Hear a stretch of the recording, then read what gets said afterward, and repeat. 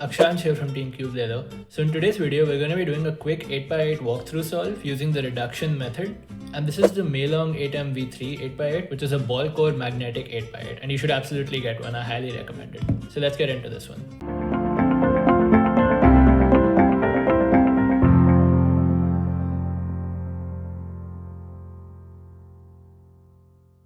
So I'm just going to scramble the puzzle first.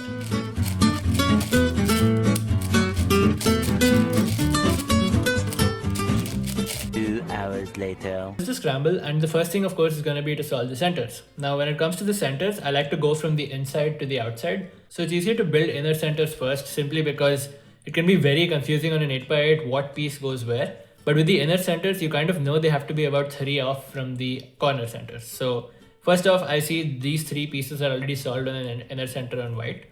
So what I'm going to do is get this 4th piece up here.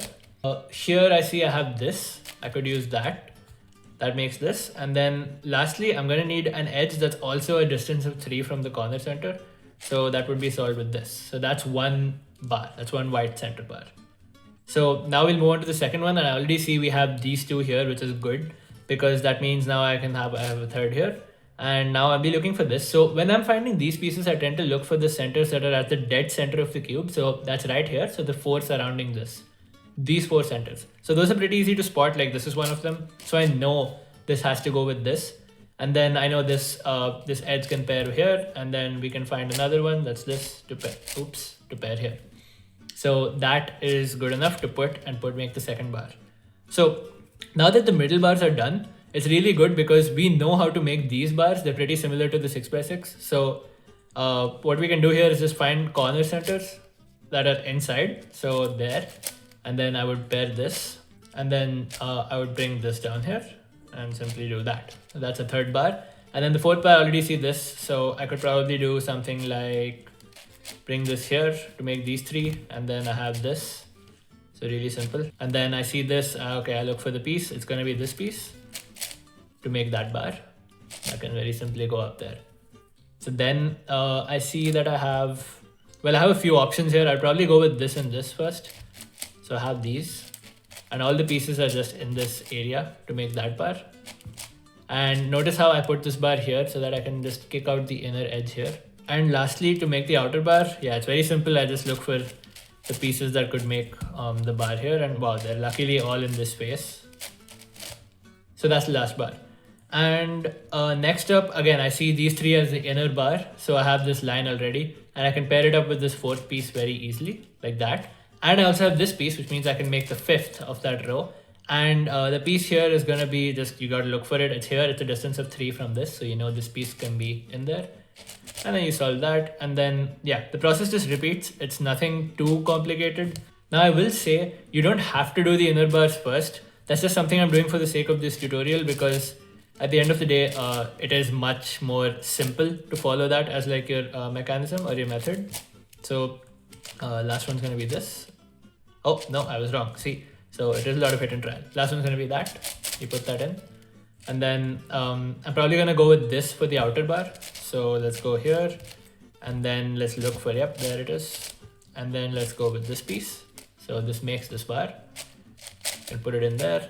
And then like here, for example, I'm just going to go straight to the outermost bar because I see that these 3 can go, and then this will be right here. So that's a really simple case. So I know I can just solve the outer bar that quickly. So that's one of the places where it's worth doing the outer one first, when you can see that. But yeah, it's purely for speed solving. Then I made that bar. And lastly, we make this bar. So of course, this might not be very efficient, but it works. So with that, as you can see, we're done with the white and the yellow centers.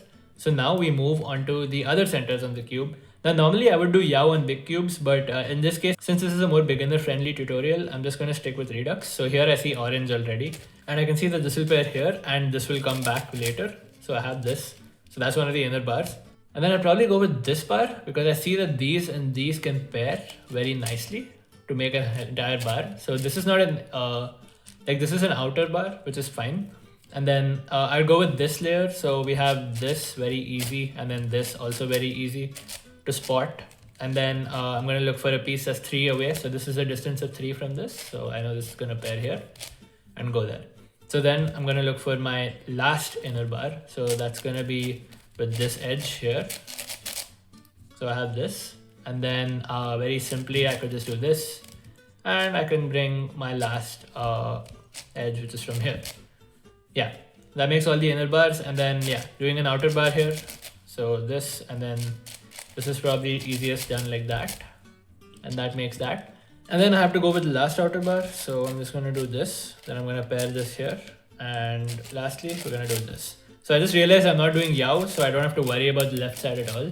But yeah, that's orange. And then remember, this is an even ordered cube, so you do have to remember the color scheme. So next I'm going to go with the green here, because I know green comes here. And then I do that to make one inner bar. Once I make that inner bar, I already see the second inner bar being formed. This is a really lucky case, because yeah, I don't have to work too hard to make the inner bar. And then that makes that makes it all. And then you insert it. And then lastly, I need this corner. So I put it here, and I will bring this down here.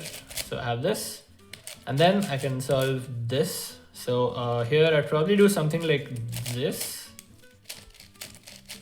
to solve that part, and then I would solve the last piece with this. There. So that makes these four, and now you see this T. So this T is a very nice thing on center building, which I'm sure a lot of people already know. So what we're going to do with the T is we're going to try and pair this with a few inner edges to see if we can make something like, we can make something like this. Now this is basically, these four pieces are the important part here, because now you can replace them on the T, and that makes an entire bar. Then I would do this to solve that, and I would insert that down here. So this is now onto the last two centers basically. So I know red has to come here. I'd probably preserve this bar on the left here, because that shouldn't be too hard. Let's find out if these are famous last words. So yeah, I make the first inner bar here. I'm going to try and put everything on the left. Now I would normally make the second inner bar, but remember I'm trying to preserve this on the left.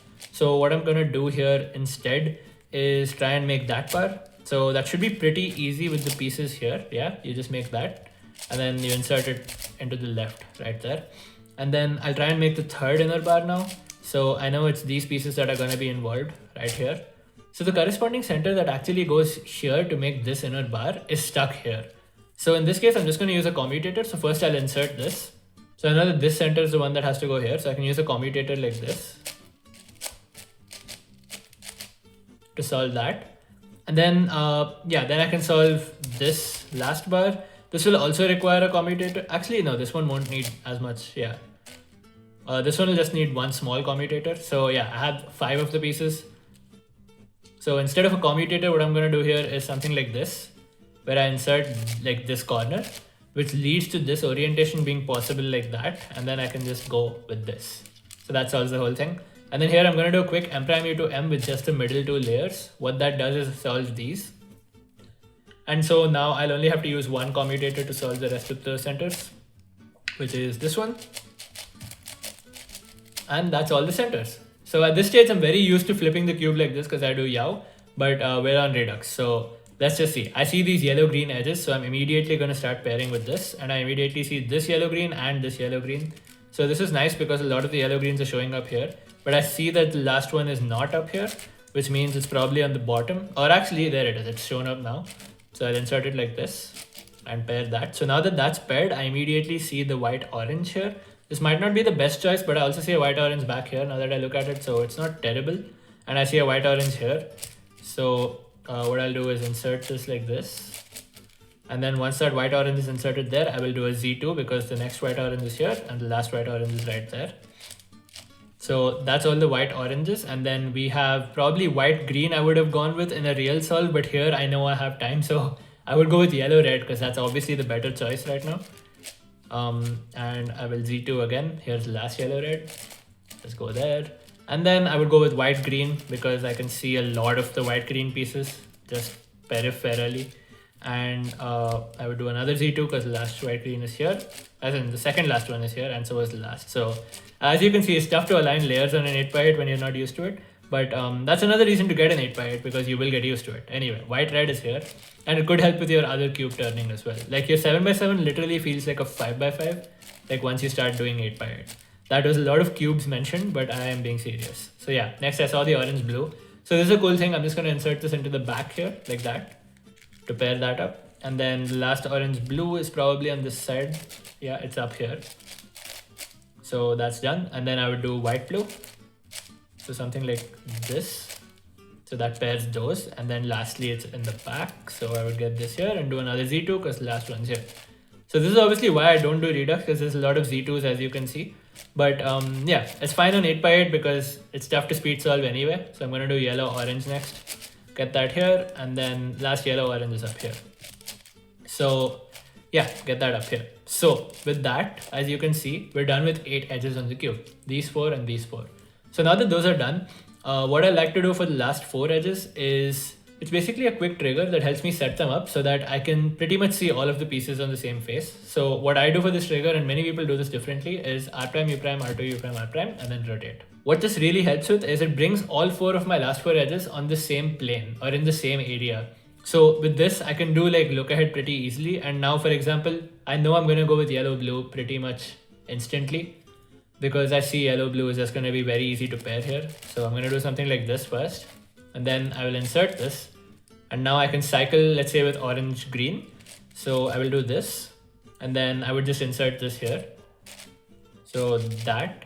So now what that allows me to do is something like this, because I've solved yellow blue, so now orange green's next. And here I have the orange greens all in here, but I'm just going to use a simple cycle here. I'm just going to get this out, put it back in, and get it out again. So that's that. And now we're down to the last 2 edges. So as a beginner, I would recommend you to solve the inner 2 edges first. So here, for example, I see green, red, blue, red, and blue, red, green, red. So to make a flip here, you'd want to do something like this. So you get them onto the same level. And then you slice one way, flip it, slice it back. And here you're basically just slicing half the cube. So once you're done with that, now you basically have in this middle 4-layer section, you basically have a 5x5 last 2 edges case. And this is actually an easy last 2 edges case because you just do this. So you slice there, flip, slice back, flip. And now the whole thing is a last 2 edges case. And this is actually an easy one. We didn't get any parity, which is nice. And that is edges done. So as you can see, we're now done with the edges completely. So now we're on to 3x3 stage. And I am also not great at 3x3 stage. So I'll walk myself through this as I walk you through it. Here are the 2 opposite pieces for the cross, and then blue goes with green, and then I'll put red in like this. So that solves those. And then I can do orange blue. And then immediately I can do orange green as well. And then I see blue red. And I see red green. So here I'm not gonna get any parity, which is nice, but also I can sledge here to give myself EO, and then do the OLL, and I have PLL parity. So the way parity works, just for the sake of demonstration, I'm gonna set up an OLL parity case. So parity on the 8x8 is pretty simple. It's just the same as 6x6 where you move half the cube for the layers. You do the same thing but on the 8x8. So you move 4 layers instead of 3. So the algorithm stays the same no matter what algorithm you use. And this is the algorithm I use for parity. So it's R wide, and here all the wide moves refer to 4 wides, so 4 layers. R wide U2, X, R wide U2, R wide U2, R wide prime U2, L wide U2, R wide prime U2, R wide U2, R wide prime U2, R wide prime. So that's all that. And then as discussed, we have PLL parity. So here I would probably use the R2 F2 algorithm for this, because using the inner layer algorithm for this could be a little tough, honestly. So I would do something like this. So I would probably do it from this angle because I know it'll give me a J-perm from this side. So I would do R2 with all 4 layers, F2, U2, R2, and then R2 with all 4 layers again, U2, F2, and then all the R2s. And that gives me a J-perm as predicted. So we just do the J-perm. And that is how you solve an 8x8. So of course, the next extension from this is to use YAO. And I would really recommend trying that. It's actually way more fun to solve big cubes with YAO than Redux, because there's so much more potential to be fast and to actually try and improve like certain parts of your solve. So do let us know in the comments if you want to see a YAO walkthrough solve. That would be nice to do as well. And yeah, you can always get this cube for yourself on the Cubelelo store. Do check out the link in the description and subscribe to their channel. I will hopefully see you guys in another video soon. But yeah, till then, enjoy Cubelelo's content and I'll see you. Take care and peace.